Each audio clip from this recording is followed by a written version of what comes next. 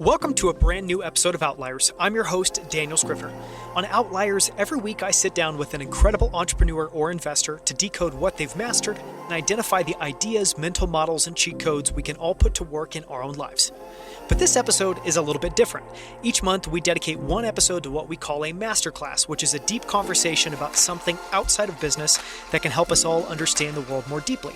And today, we couldn't be more excited to share our latest masterclass with Kevin Kelly all about Asia, and Kevin's new book, Vanishing Asia, which features over 1,000 pages with 9,000 images from his hundreds of trips to remote places in Asia over the last 49 years. What's more, Kevin launched this book on Kickstarter, and there's still a week to back this project and get a copy of this book for yourself at a massive discount to the retail price. If you're interested after listening to this episode, visit outliers.fm for the show notes and click on the link to back Vanishing Asia on Kickstarter. This conversation is special for many reasons. We go deep on Kevin's process of building this book and how he got down from 200,000 images to just 9,000. We talk about why he decided not to print this book in Hong Kong due to new restrictions from the Chinese government. And we discuss his favorite memories and what he took away from documenting the vanishing world of old Asia and the rise of the Asian century, as Asia takes its place as the gravitational center of the world in the next 100 years. As always, for links to everything discussed in the full transcript of this episode, visit outliers.fm and click on the show notes link for this episode. And please, if you enjoyed this episode, go and back Vanishing Asia by Kevin Kelly on Kickstarter. It's an incredible book, and I've got my own copy. And now, let's jump into my conversation with Kevin Kelly.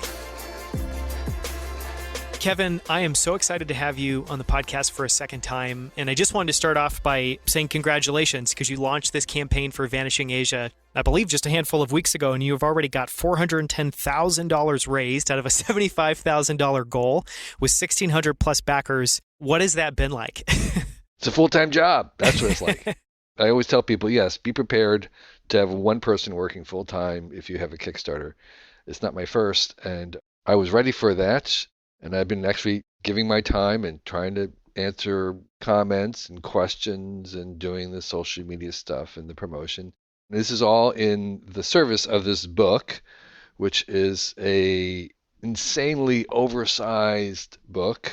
It's actually so big that I had to divide it into three bigger books, three big books, 3 volumes.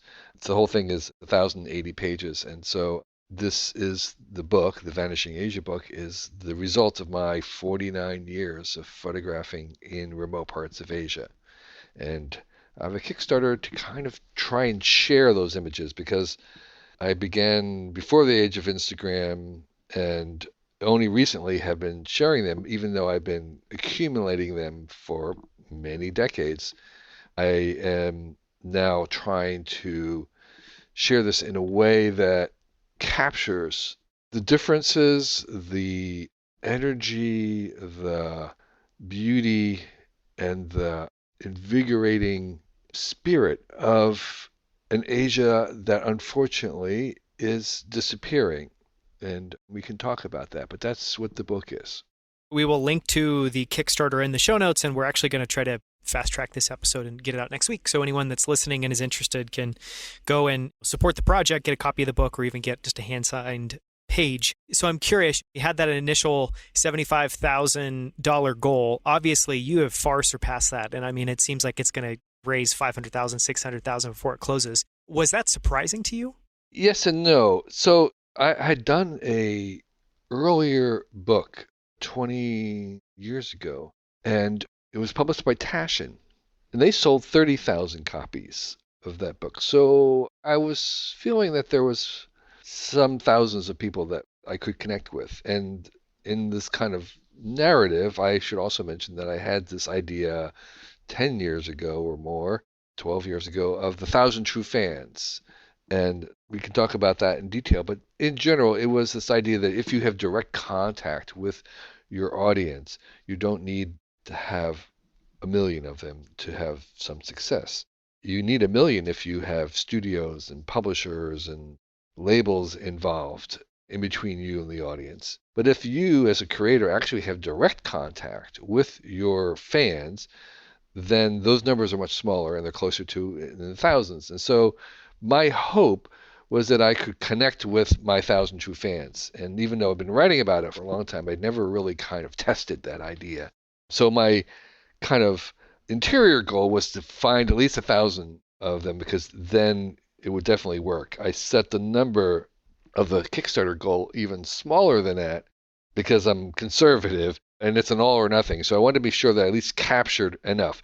And it was kind of like the number of the minimum was kind of like enough to do it if I also counted on the sales from Amazon later on. In other words, if I counted both those and then the ones I would get if I released it to the public, then I could do it. 1,000 got me closer to being able to just do it on the Kickstarter alone.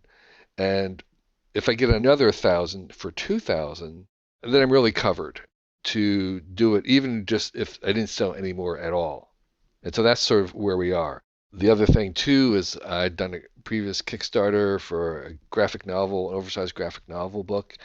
And this was in the early days of Kickstarter, and we were killed by not remembering or accounting for the shipping costs of this oversized book and the returns that we get, because when people got a damaged book and sending it, we had to send it twice. So I sort of packed in a little bit of slack in here to kind of cover for the fact that this is a 27-pound monster, and just shipping that, even in the US, is expensive, and there will be returns and stuff. So it's sort of, I need a minimum to print at the cost that we think this is going to go. And in full disclosure, I should say we had a little bit of another reason why I'm not like kind of rejoicing in the money bags is because originally I was going to print this in China, where I have printed in the past, and they have the best prices, and that's kind of what we calculated on. And then in the middle of the campaign, I learned that Hong Kong, where this was going to be printed, has recently been kind of absorbed by mainland China in a kind of, Hong Kong was kind of a freewheeling, democratic kind of place, and now it's not. And so one of the things is that now anything printed in China has to undergo the same censorship that something that would be distributed in China. Oh, wow. And so my book was put through the censors and it didn't pass. Even though it's just photos. So I like, well, there's captions. There's captions and there's maps. Maps have to go to a special map censoring agency in China, and they're concerned about the contested border along India and China, and they're concerned about how you describe Taiwan. And that's part of the problems I had with my captions is I had Taipei, Taiwan. And there was like, well, Taiwan is part of China. Yeah, it should be Taipei, China. And I said, well, I am not going to change anything. And so we have to leave China and go print somewhere else, which changes the price. So all that's to say that what this has done is kind of give me a relief, a little bit of, I can relax a little bit. Not only is it going to happen. Because, yeah, I can now have covered for the emergencies. I've covered for printing somewhere outside of China. I've covered for the inevitable returns. And I don't have to rely on secondary additional sales later on in Amazon. If we get some more of those, that's great. But I don't need those to actually make the printing costs. I love that you brought up the concept of 1,000 true fans, because I did want to spend some time on that, because it's a little spooky to me that the number is slightly over 1,000 kind of backers today. And it seems like this is your foray into being a creator. You're offering something on Kickstarter with a direct relationship to your audience. I'd love to explore a little bit more. You talked about that if you have direct contact and you're able to communicate directly with your audience, that 1,000 true fans works. But if you add all these intermediaries, it doesn't. Talk about that and give a little bit more color there, because I think it's really interesting and is applicable today. The premise, again, I first wrote about this in 2008 or so, and it was kind of a daunting idea that I had kind of carried around my head for a while, which is that this new technology, and at that time it wasn't really even social media, it was just the internet, it kind of disintermediated the audience, and that you could communicate with them directly. And that if you kind of calculated how many fans you would need if you got all their money directly to you and you weren't paying anybody in between, if you imagined what I termed a true fan as somebody who was an avid true fan and bought whatever you produced. If you were a singer, they'd travel 200 miles to see you sing at a house concert. If you were an author, they'd buy the hard copy and the Audible and the paperback. If you were a photographer, they'd bought the signed print and your book, whatever. So there was a sense of they were being true fans. And if you could get $100 from them every year, if you produced enough, and $100 times 1,000, that's $100,000. That's a livelihood. It's not a fortune, but it's a livelihood for a creator. And of course, then there was the secondary kind of concentric circles of almost true fans and the other fans that would add to that. So that was the theory. And at the time I wrote it, there was very few people, examples that I could find of someone who originated in that. There were lots of examples in the 2008 of people who had kind of started off professionally and with the help of publishers or labels and had moved into depending on fan, but there wasn't anybody organically coming up only with 1,000 true fans. Since that time, there are hundreds, if not thousands, of people who have done that, and partly because they're relying on social media, which came along and kind of facilitated that to a degree that I was maybe not even imagining. And so that's the premise, is that if you could get $100 from 1,000 fans, then you could make your living doing it. Now, if you're a duet, if you're a duo, if you've got a team, you've got to multiply that number by however. And the point that I always emphasize, and we were talking earlier about my Kickstarter full-time job, is that the cost of this method is that you have to give some of yourself to interact with your fans. You have to keep them happy. You have to engage with them. You have to deal with the problems and this stuff. And so it's another job. And not every creator either is wired to do this in terms of the personality or wants to do this. They may be a painter and says, I don't want to deal with fans. I just want to paint every day. Here's my agent. They're going to deal with it. I'll give you whatever it is that you want. I'll pay you, but I don't want to have to spend my day dealing with fans. And that's fine. That's legitimate. So I'm not suggesting that everybody do this way. I'm just saying this is an option for you. And as many things, there'll be hybrids. So I publish many things with a publisher from New York. I do self-publishing as well and everything in between. And so this is, for me, not the only option. This is one option, and it was a new option for me, and it's incredibly engaging and really fantastic, but it takes a lot of time, and so you have to be kind of ready for that. I'm not too surprised to hear that. I was just going to add one other follow-on point too, which maybe you can add a little bit of color if this sparks any thoughts for you, but I read a fascinating article yesterday. I'm blanking on the name of the musician, but it was around this same concept, and basically it was the story of this female rock star who had previously released an album through a label and got about $52,000 in sales. And so anyone looking at her as an artist would think that an album for her is worth about $50,000.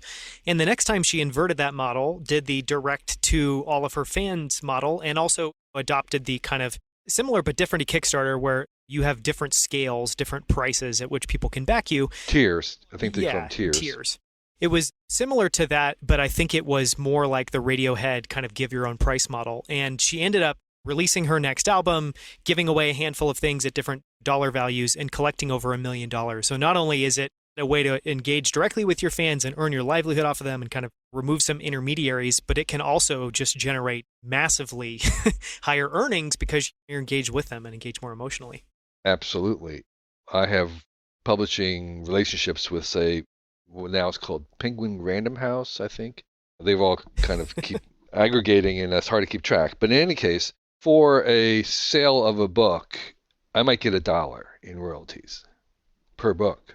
So you have to sell a lot of books to see something substantial. Whereas if you were going to self-publish a book and then you could sell it for, I don't know, if you got even $20 a book after your expenses, that's huge compared to a royalty in New York. But again, it's another job. And so I actually, again, just being transparent, I actually try to have Vanishing Asia published again, not published, but have Taschen publish it again. They published my first book long ago, but they came back and said it was just going to be too expensive, even for them. Just because it's a photo book, like a large format photo book?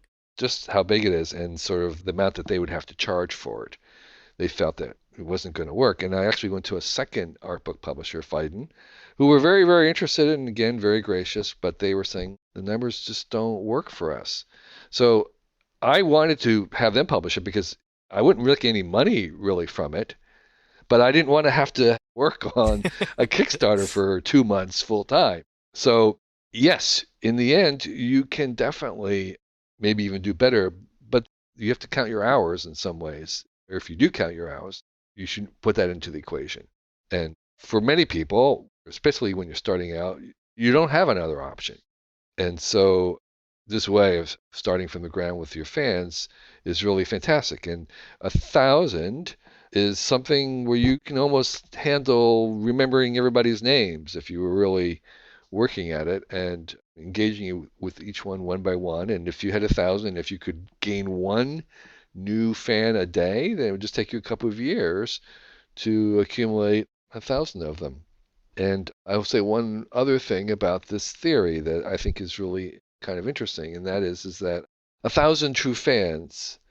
So if you assume that that's possible, and again, it's not just Kickstarter, it's like Patreon. Again, I wrote the piece before Patreon kind of started. And Substack and all these things. There's lots of tools and mechanisms to do this. The next thing we're going to see very soon is a return of blogging with blogs that have a paywall that aren't individual one by one, because who wants to keep track of it, but having kind of, again, like a system-wide platform where you are basically paying to read people's work on a blog. When we have 1,000 true fans, what that means in today's world is that even if your idea is appealing to only 1 in a million people with a billion audience worldwide, that means you can have 1,000 true fans. There could be 1,000 people on the planet who will find every single weirdest, strangest idea that only appeals to 1 in a million people. So even if your thing only appeals to 1 in a million people, you can still find 1,000 of them on the planet. Now, that match, finding them or having them find you, that's the next set of tools that I think we're going to continue to develop over this next couple of decades. Is how do we make sure that you can find that person in Jakarta who is interested in your thing? How can they make sure that they know about it when everyone else in the world has something that they're making? And so that kind of matching problem is something that we can work on. But when that happens, I think then we'll really see the rise of the 1,000 true fans. So it sounds like, from just your perspective, we're in the very early innings still of 1,000 true fans truly being a model that works globally, given people that want to blog or create podcasts or do kind of anything, create videos. Yes, we're just at the beginning. And I am so excited by this. I mean, in addition to the Substacks and the Patreon and social media, I spend way too much of my time on YouTube. And there's just something going on in YouTube in the way that the speed and the acceleration at which people are coming up with a new idea, sharing it, and other people taking what they have figured out and then making improvements on it and sharing it. And it's just phenomenal. And it's not just in makeup tutorials and the guys in the garage. It's brain surgeons and it's people working in the highest tech. It's happening across the culture. And I think that, and when it comes next with the augmented reality stuff, that combined with things like Patreon and the other tools of financing this bottom-up sharing, this passion economy they sometimes call it, I think is very powerful. And I think we're just at the very, very beginnings of it. I want to ask one question that can maybe give some people listening that are trying to pursue this model maybe a little bit of kind of insight or guidance.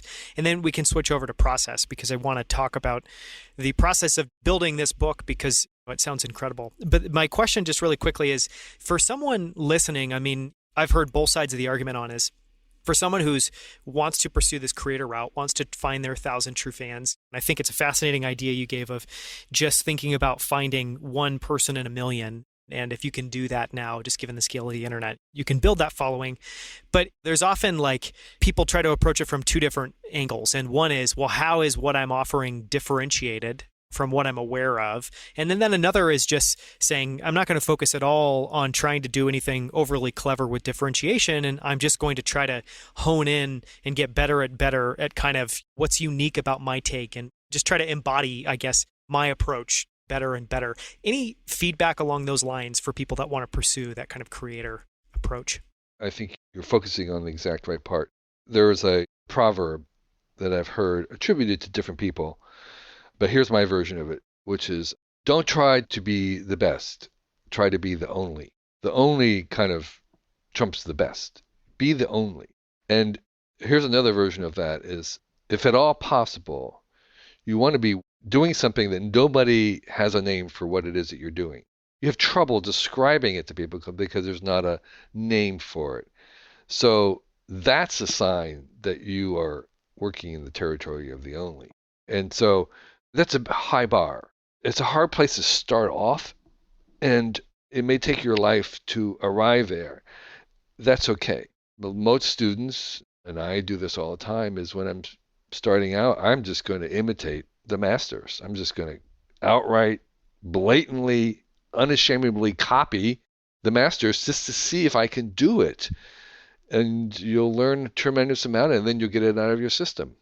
So it's hard to kind of start in being lonely. There occasionally are some rare people who are very clear about it. And part of the reason why it's hard is that you don't know what your only is. You don't know what you're best at.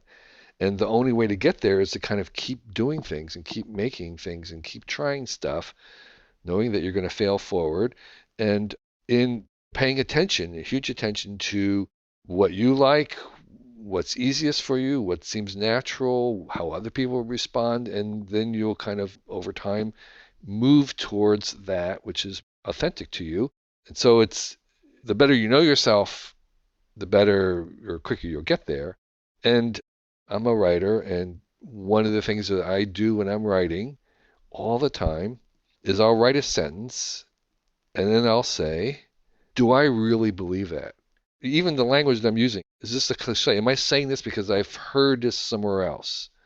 Is it just easy to say, or do I really, really believe that sentence?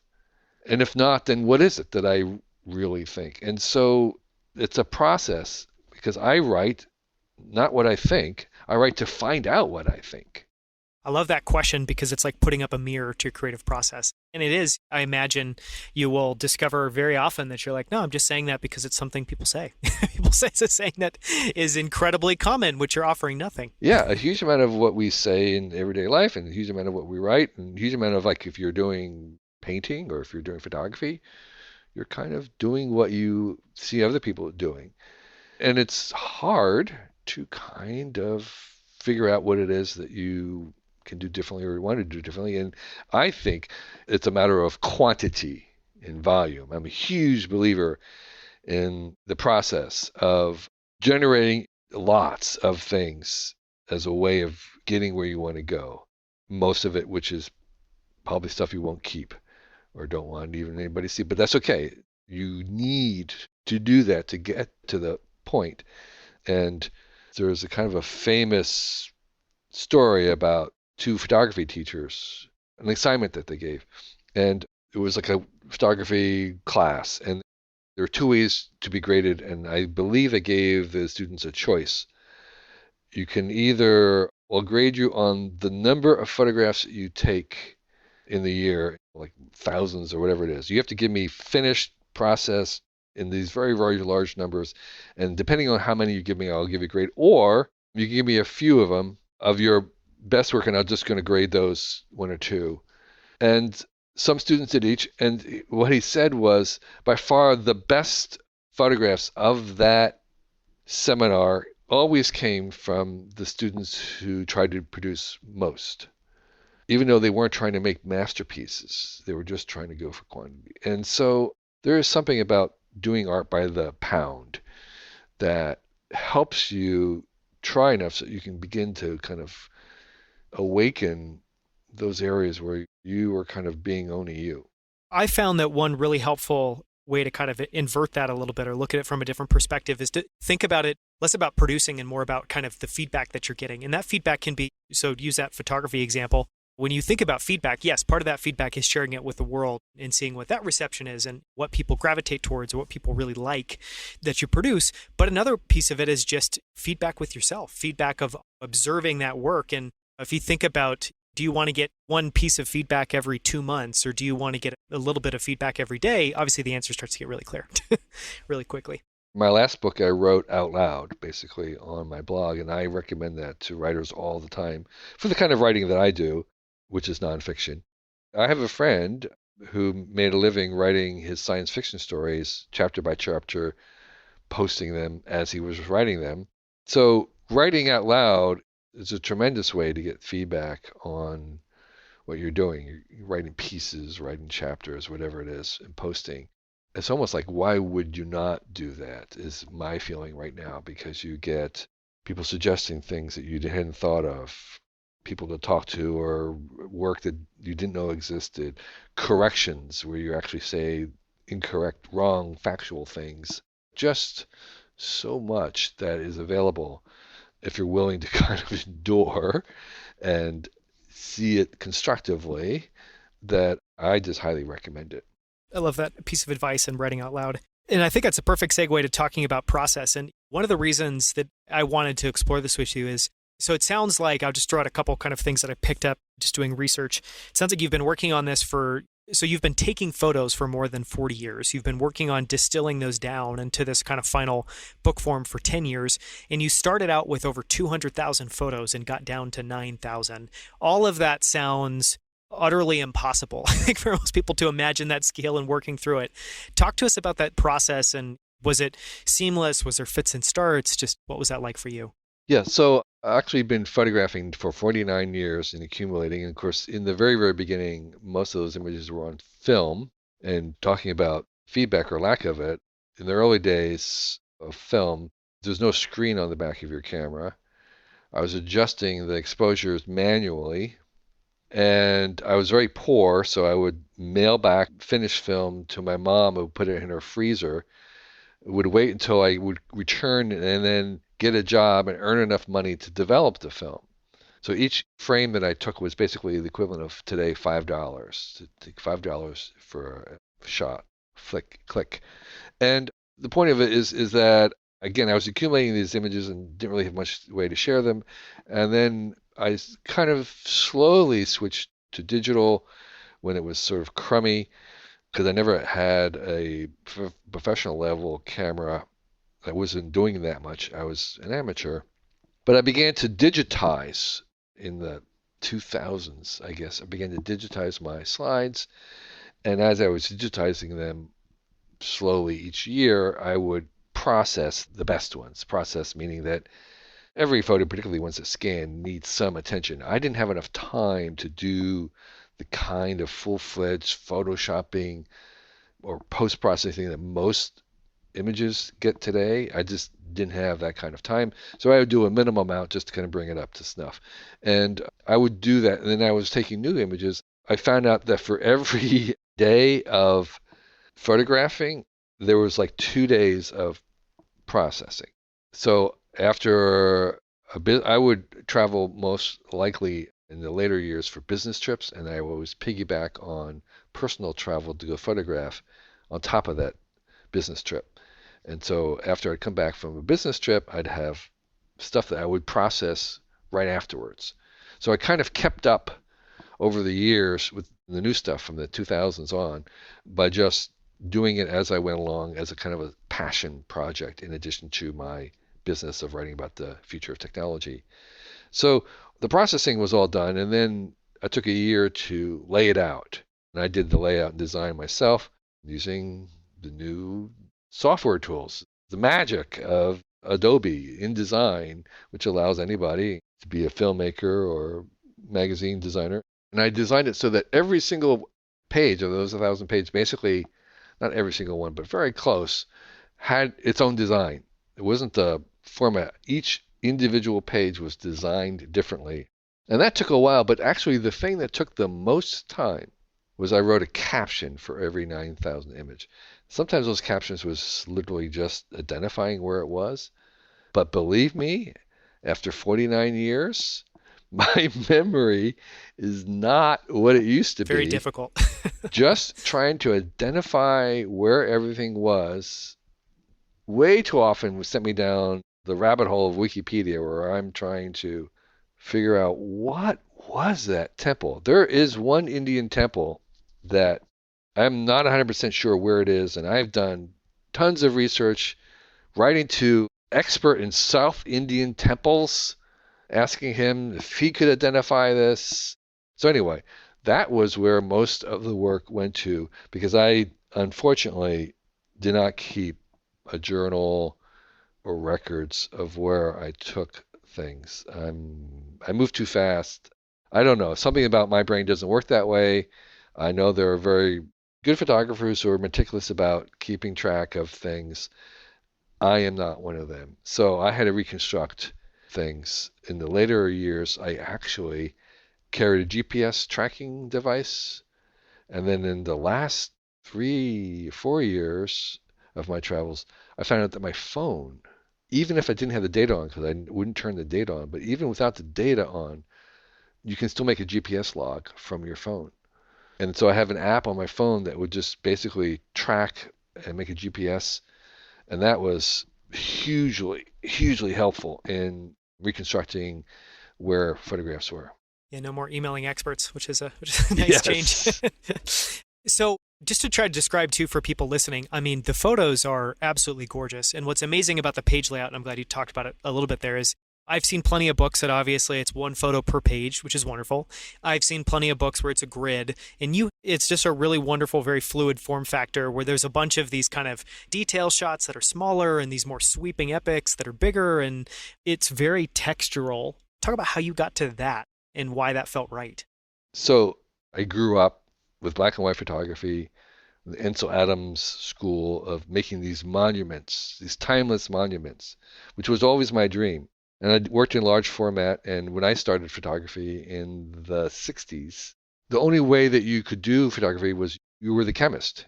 You had to develop the film yourself. You had to develop the prints in the darkroom. It was very technical. As I said, you're doing manual exposures. The optics are all transparent. And so that kind of photography, big black and white landscape, was my goal. And when you do a book like that, of course, there's a single image on a page and it's a monument. A lot of my images, all these images are in color, but a lot of them could stand in that way as a single image. But what I observed was that I'm not sure where I had I think it was in Google Photos. Google Photos would show all your photos in this dynamic, self-organizing mosaic. And I just loved that. There was something that happened that transformed each image from a kind of trumpet blaring to a single note in like a melody. And so I started to see this as a symphony where each individual photograph was a note in this music. And I wasn't just going to have one note by one note. I was going to have a symphony going on. And so that's the model, that's the metaphor that I was working with. Is like, okay, I'm making a symphony in this book, and each one of these photographs is not a precious thing that has to stand alone with a white border. No, it's a note in a symphony that will get you the sense of Asia as a continent. And so I began doing that. And after I was completely done, I discovered that Edward Tufte, the design guru, who is sort of leading the charge in visual display of information, had and developed a whole app for making mosaics. He has a whole theory about the presentation of information in this mosaic. And that was where I got the term from. And so I had already finished the book when I saw that. So there is some theory, I think, or some logic about what happens when you see images that are arranged in this way. And to make that work, you really need a certain amount of real estate. It doesn't work on your phone. It doesn't work on a tiny screen. You need to have a big field, almost like a wall, to make that work where your brain is making these associations between the different images, and there's something happening in your brain unconsciously as you kind of assemble something from all these images that are related but not the same. I love that metaphor you gave of individual images being like a trumpet blast versus a symphony. And you've done a masterful job, because even watching the video on Kickstarter, watching you flip through the pages, it's wonderful. And I think the only other thing that I would add is, especially for a travel book, where obviously myself, anyone that's reading this, we haven't been to those places. And I think your impression can get colored positively, negatively, or just ambiguously by seeing one image. But if you see a whole bunch of details, it starts to assemble something that's three-dimensional, which is kind of lovely. It's very immersive, and that's what I would say about the book, is that because of the scale of the book, when you sit there and turn the pages, you are immersed. You're having the closest you can have to immersive experience without being in VR in these places. And there are 1,000, I think I might have sent you a sample book which had 50 pages. Okay, there's 1,030 other pages like that. I mean, it's mind-boggling. It's mind-boggling. Project. And I know, having done it myself, that it will take half a day or at least 3 hours or more to actually just literally just page through the book, not reading any of the captions. There's like a 3-hour journey just to page through this experience. And it was constructed to be an experience rather than to be a monument. This is going to be somewhat of a wild tangent, but just to share. So I bought the book, and we have a handful of books like this at home, or you may not agree, but I would fit this into a category of books. We have a collection of books at home that are really I love them. So my background's in design. I just love taking in and seeing different colors and patterns, but also for our kids as a way to kind of discover different parts of the world. We've got a 3-year-old, we have a 3-month-old. They're not at the point where we're going to just hand them the book. It's going to be a few more years, but we have these wonderful books at home. I've got one all about Victorian dress. It's like 300 pages of different Victorian outfits. I've got one all about drawings, these like amazingly beautiful drawings back in the early days before photos existed, where people were trying to document the natural world. And I love stuff like that, especially for kids, just because it can take them out of the little world that they're in and expand that in an incredible way. You're absolutely right. I did a smaller book, as I mentioned, with Taschen, and I can't tell you the number of people who told me that their kids love it and they just want to watch it again and again. When our kids were small, I had some photo books like that. I had one on mammals or animals, maybe from National Geographic, because it was just kind of like, it was like, again, a mosaic of pictures of all these animals. And that was just endlessly fascinating for the kids, just to kind of go through what's this. And they're coming back. They've seen it again, but you know how kids are. They like to repeat. And so that, I agree that these kind of visual anthologies really work on kids in a way that we have forgotten as adults.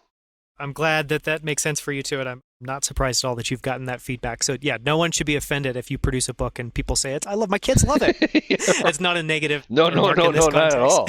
That's the highest praise for me. But it does even suggest that I would love to have. Well, the problem with this book is that the kids will not be able to even hold it. They may be able to lay on it, but maybe there is some. I don't know how to make a kid-friendly version that wouldn't kill them if it dropped on them.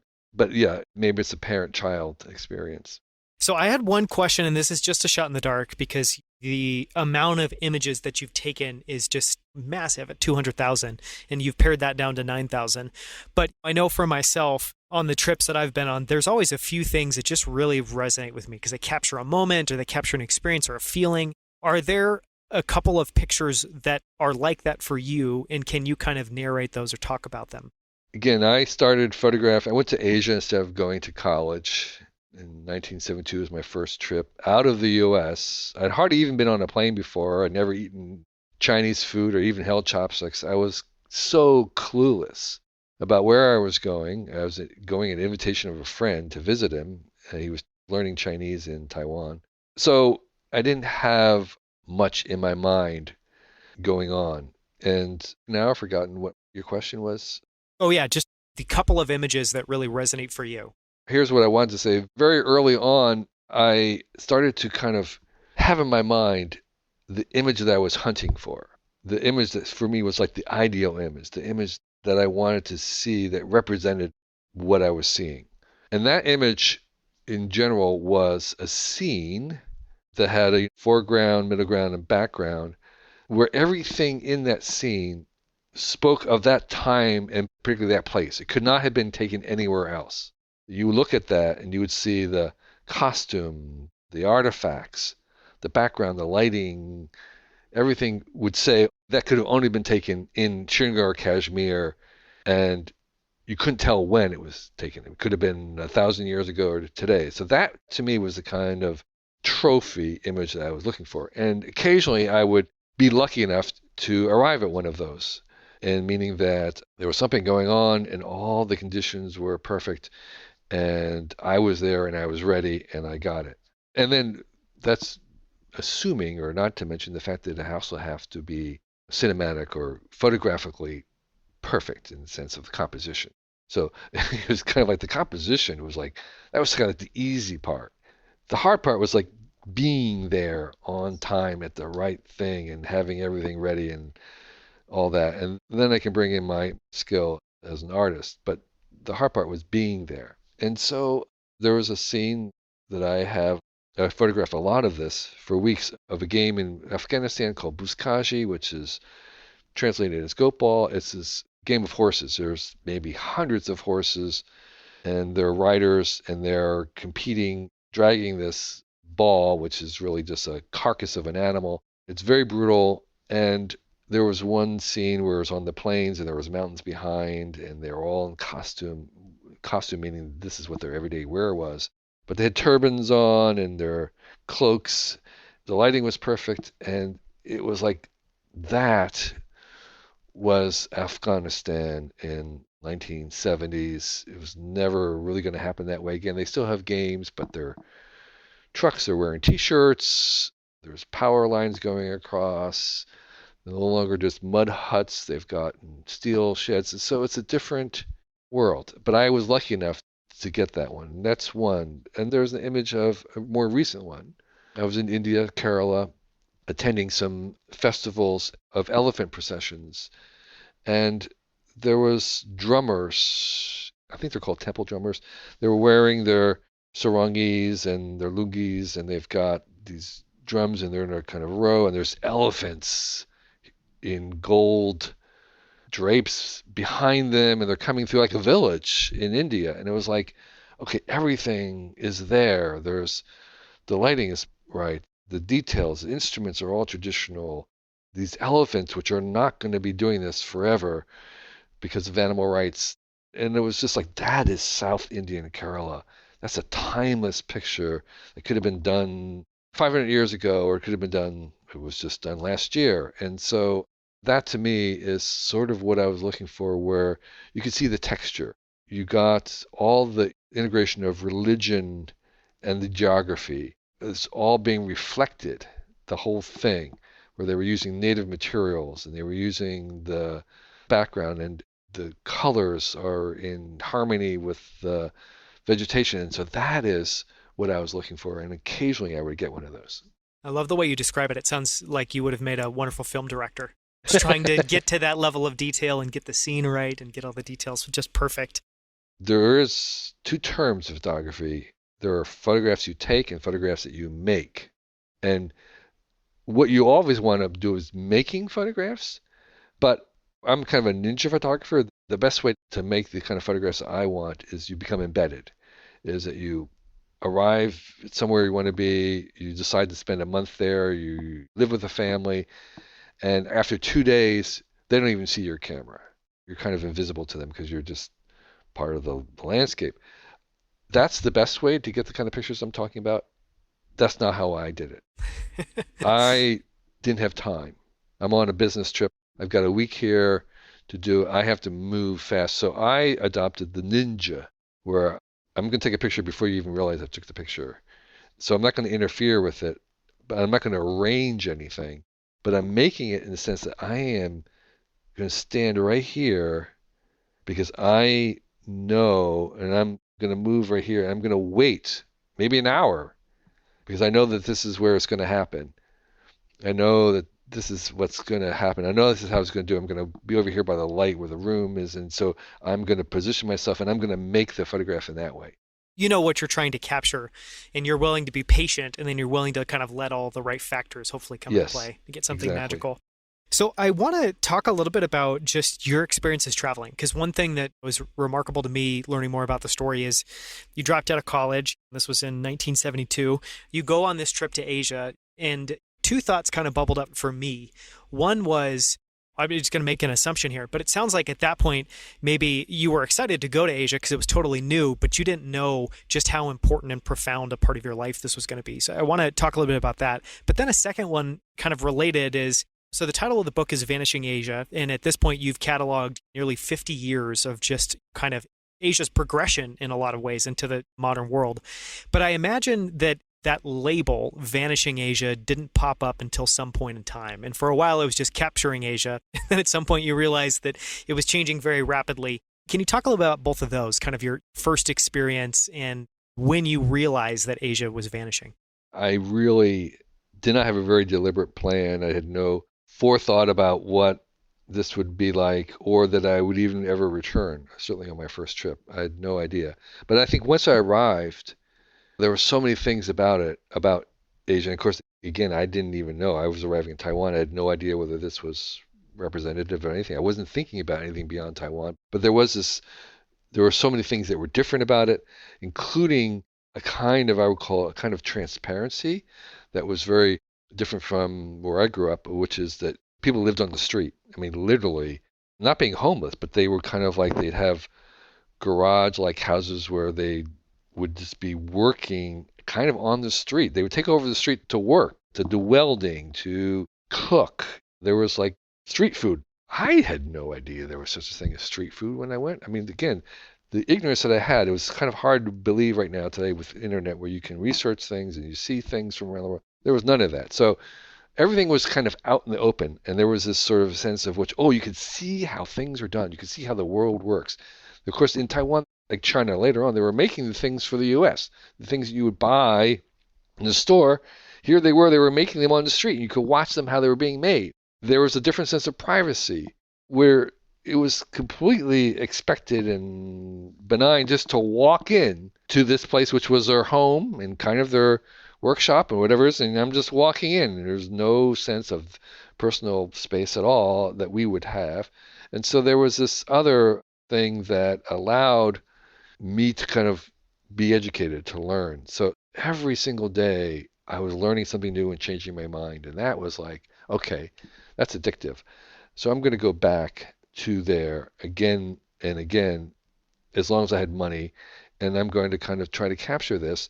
And the third thing that I observed from the day one was how fast things were changing right before my eyes. Even my time in Taiwan, I would come back to somewhere that had been a rice paddy a couple months before, and now was a factory. Things in the city were being rebuilt constantly. And what they were building wasn't old stuff, it was new. It was like my next trip after Taiwan was Japan. Okay, it's like mind blown. And I was never even in Tokyo. It was happening throughout Japan where the old things were being replaced by not just new things, but by future things. And so from very early on, I saw that that was disappearing. And I understand why it was disappearing. I'm not racked with nostalgia. I don't really have a nostalgia for all the things.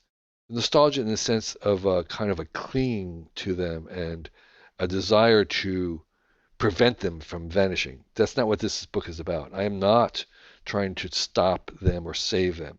There are other people who record things. I'm a big fan of the Jimmy Nelson books before they pass away, where there's some attempt to maybe like, let's preserve this, let's keep this here. I don't feel that. I understand fully why some of these traditions are disappearing. And I don't think in some cases there's much that we can do to stop them from going away. They probably will never disappear entirely. You may have to subsidize them, and that's fine, but that's not my purpose. My purpose is just to record them and to present them to the reader and say, look, these are valid design choices, and in them are the seeds for future design choices. These are recurring perennial problems about how we arrange our interior space and what we wear as clothes. And those aren't going to go away. And some of the things that people came up with are things that we can return to as ideas or parts of them. And so here I want to document all those design choices as a form of inspiration of seeds to make future designs from. So I was aware that they were vanishing, and those traditions are being kind of pushed further and further into little pockets, into remote parts, while the cities of Asia become convergent in kind of an urban, modern, and futuristic cities. You go to Shanghai, it's just amazing, or Tokyo, the cities in Central Asia being built from the ground up. So I think I was aware of it, and I became interested in documenting it because I realized how fast it was going, although I was not trying to stop it from going. And if I have a superpower, is I have a pretty good nose for feeling and seeing where something was happening in a city, where that kind of little energy, that celebration was going to erupt any minute now. Kind of a spidey sixth sense of like, oh, over there in the other part of the city, I can tell there's going to have a street fair right now. And or I can tell from reading my research that in this area here, they're still retaining some costume. And if they've got the costumes, they have other traditions that they also have saved because the costumes are kind of the first to go. So I can make my way there, and I'm going to record that before it's completely gone. This is probably going to be a clunky question because it's difficult to kind of form in my mind. But one of the things that I wanted to ask you, because you've documented an incredible array of different cultures that all have different aesthetics, different details, different values. Something that I love and geek out on often is just Japanese culture and Japanese aesthetics. I have a whole book just on the traditional way that Japanese people would kind of bind and package up things, which I think is just absolutely fascinating. You ever seen Wrapped with 5 Eggs? Yes. It's just a book about traditional Japanese packaging using traditional materials. And the classic one is how they wrap 5 eggs. So I saw in China at markets, there's some pictures in the book of people wrapping eggs that way with straw in 5 eggs just out on the street. So that's a little note. Yes. Anyway, so go on. I'm sorry. No, I love that. I love that you even know what I'm talking about there. But one of the things that I guess I want to try to ask you, and because you have this, I think, wonderful kind of duality where you're both an optimistic technologist at heart, and you also have this love for kind of ancient culture, ancient beauty.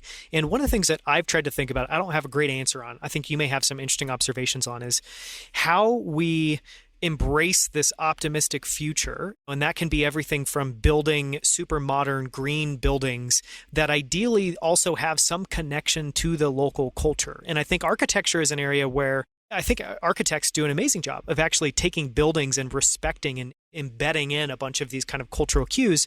That doesn't seem to happen well with clothes. So as an example, as you said, everyone kind of moves to Nikes and t-shirts and you lose all of these cultural things. It's an awkward kind of clunky question, but any just broad thoughts or specific thoughts on how we embrace the future and yet have cultural values and beauty show up in that somehow? It's a really good question. It's a very complicated question, and I'm not even sure I have a good answer or even good prediction. But another way of saying it is, will everything converge in the future, or will we have divergence? Will the culture diverge? And my current thinking on this is that if you have in your mind the pyramid that we call Maslow's hierarchy, which, by the way, Maslow didn't ever draw. It was drawn after his work. But at the base of this pyramid are the large amount of effort that we need to do to get our clothes, clothing, shelter, food. And then as you go up the smaller tiers of the pyramid, you're kind of becoming more inner driven, where you are doing things not because of survival, but because of obligations to the social obligations. And then at the very tip, you have your self-actualization, where we were talking earlier about being the only. So at the very, very tip, you're the only. And my kind of rough estimate is that at the bottom levels of Maslow's hierarchy, the basic needs, that we're going to converge around the world. That basically everybody in the world wants to live in an air-conditioned box with Wi-Fi or 5G. And one of the very first things anybody bought in history and didn't make themselves was cloth, machine-made cloth. Because making cloth by hand is so laborious and tedious. And that's the first thing that goes anywhere in the world in traditional cultures is handmade cloth, because it is so time consuming. And the benefits of having machine made cloth, even before you have a metal pot. A knife is another one. A metal knife maybe is first, so the machine made cloth is second. If you go to any Amazon tribe anywhere in the world, the first thing they get is they want to have a t-shirt. Anyway, so the basic clothing and stuff I think is going to converge, but I think we're going to diverge in what it means to us and what we do, what our occupation is, how we spend our day, the importance in our self-identification. And as part of that, we may start to change the kind of clothing that we wear to reflect that, even though we don't have to, or even though we don't always wear it, whatever. So that's kind of my guess. My guess is going to be that in the future, we will converge on some basic things like infrastructural stuff, and that the diversity will show in the kind of the art and expression of that. And one of the questions is like, are we going to have more than one internet? Will there be cultural versions of the internet like China has, where you have firewalls or other kinds of social obligations that are first? And I don't know. That's a really fair question that I think we haven't really answered yet. Will there be cultural differences in automobiles and cars? If there are, the one thing I would suggest is that we're, in general, as a planet, moving away from geographically centered cultures to much more kind of affinity centered cultures where you may identify more with your tribe who's dispersed around the globe than with the people who live next door. So there's still maybe some remnants of geography, living in the desert versus the beach, but I suspect in the far future at least that we'll have very strong cultural ties, but they may be affinity based rather than geographically based. I think you've got a ton of incredible ideas there. I mean, I love the affinity-centered cultures and the framing of expression and being in a position where you're now focused on self-expression, and that kind of meaning, obviously, as countries and everyone in them works their way up Maslow's hierarchy of need, that as they kind of go higher up that, hopefully we see that more and more, because I think that's something that, to me, it gets bleak and somewhat dystopian if in the future there's just bland vanilla all covering the whole world, and everyone's wearing black exactly. all around the world and white t-shirts. Yes, I don't love we that. want some color. I'm hoping that our current fashion with cars, where they're all white or beige, goes away and we look more like the trucks in Afghanistan or the jeepneys in the Philippines, where they're just kind of like parties that are on wheels. Why not? Color is free. And actually, what's happening in China, where the sides of buildings are screens and they change. And I think I just love that. That to me is really cool, where you would have a very colorful things. As cars, I saw some technology in China of flexible screens, and screens meaning like movie screens that are very thin, and they were going to make a dashboard from it. If you can make a dashboard a screen, you can make the outside of the car a screen. And you see sometimes these vinyl wrapped cars, but imagine there were a screen wrapped vehicle. And again, this is what the value of my book is. There's in Georgetown, Penang, Malaysia, there are these bicycles, pedicabs, bicycle driven taxi cabs, pedicabs that are just like the Disney light parade. They're just moving light things, and you can kind of see some glimpse of what future vehicles could be, where they are just screens, moving screens, and inside is the people are probably doing VR. Yeah, I think anytime we could take something that's static and make it something that can be used for self-expression, and just imagine a city where instead of everything just being single-colored cars, you've got this amazing kind of pattern work of different vehicles. It starts to get really interesting. So you've been so gracious with your time, and it's been an incredible conversation. I wanted to ask two closing questions. And the first of those, the first question is, so we've talked a lot about what your experience has been like spending nearly 50 years in Asia, watching the change, not being nostalgic in the sense of wanting to cling on to it, but also wanting to kind of honor it and remember it, note it down for people to take away from. And I'm curious if at the end of the day, this kind of massive body of experiences for you. What is the core of how that's maybe shaped or changed your outlook on life, your outlook on culture, or your outlook on the world? If there's anything there that you can share. By now, I've spent so much time in Asia. I married a Chinese woman. Our kids are bilingual. I'm in California, which is the closest I can live in Asia and still be in the US. There are actually very few Asian cities I would actually want to live in. Singapore is one of them. But what has changed is this. What I got from my travels was the privilege of being able to visit another century, the 1500s.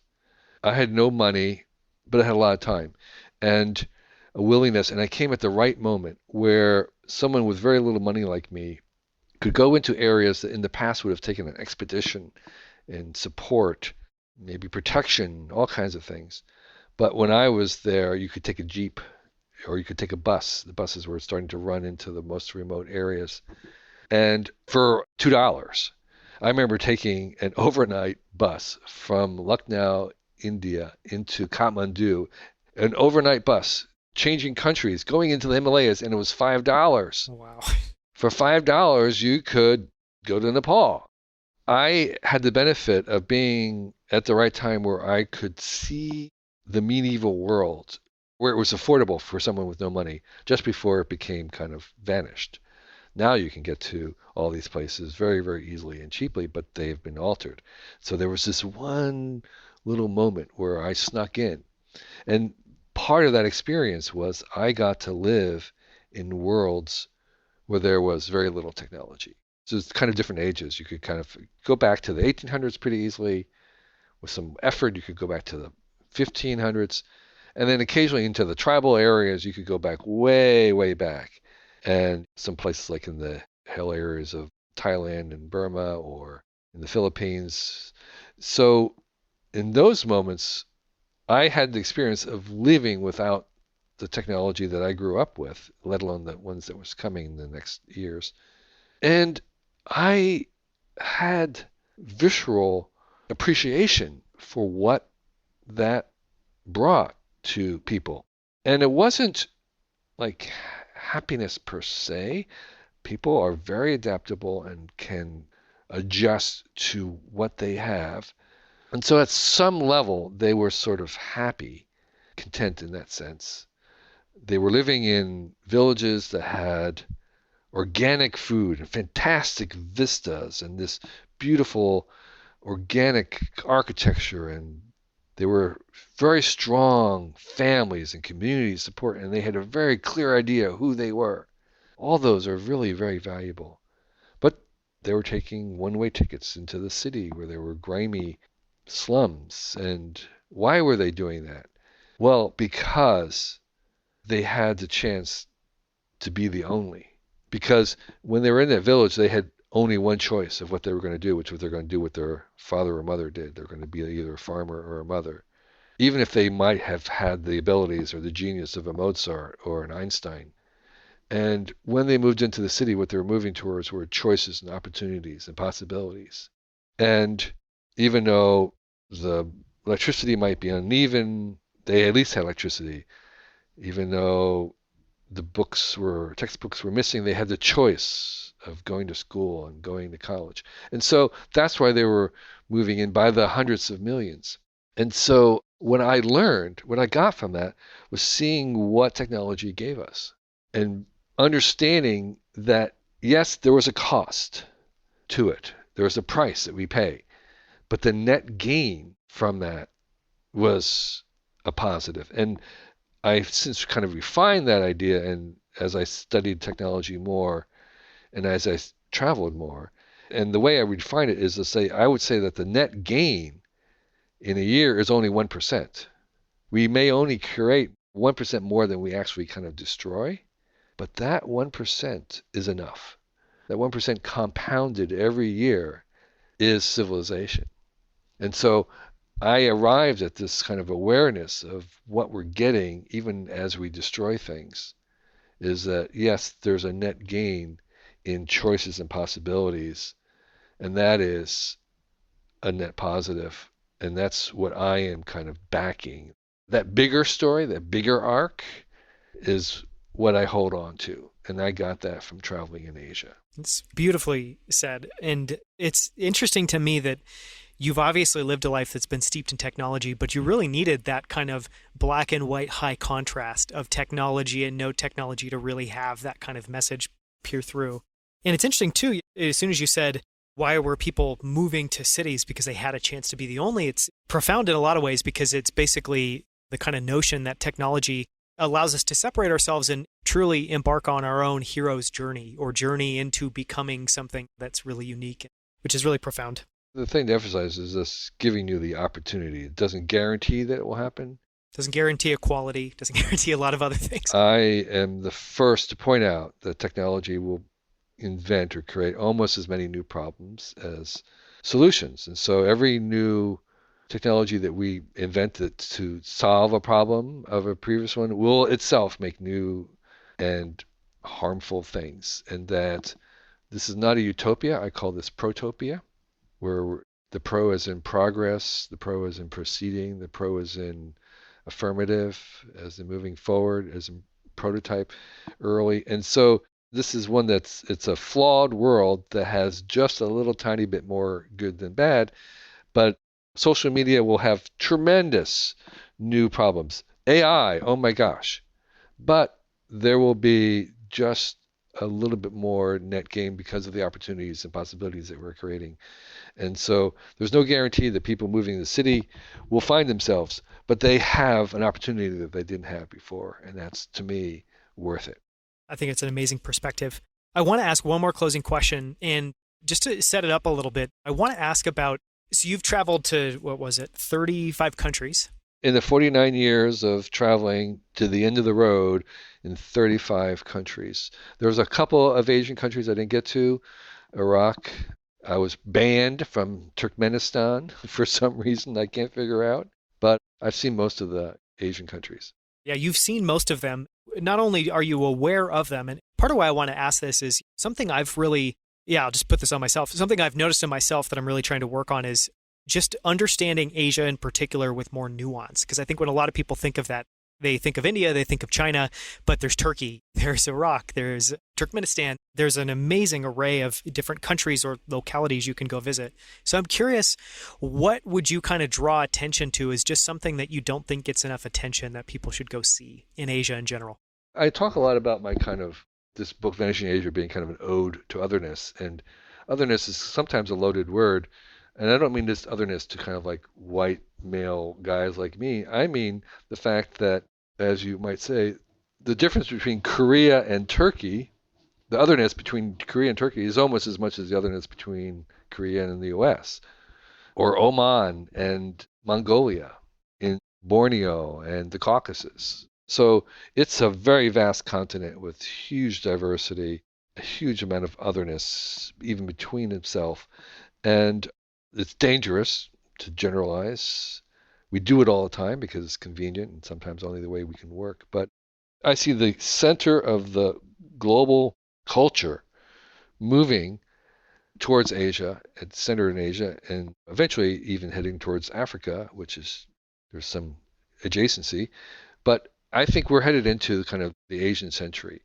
And there's a mathematics at work there, which is there's about 1.5 billion Indians and 1.5 billion Chinese alone, 3 billion to the 350 in America, 10 times as much.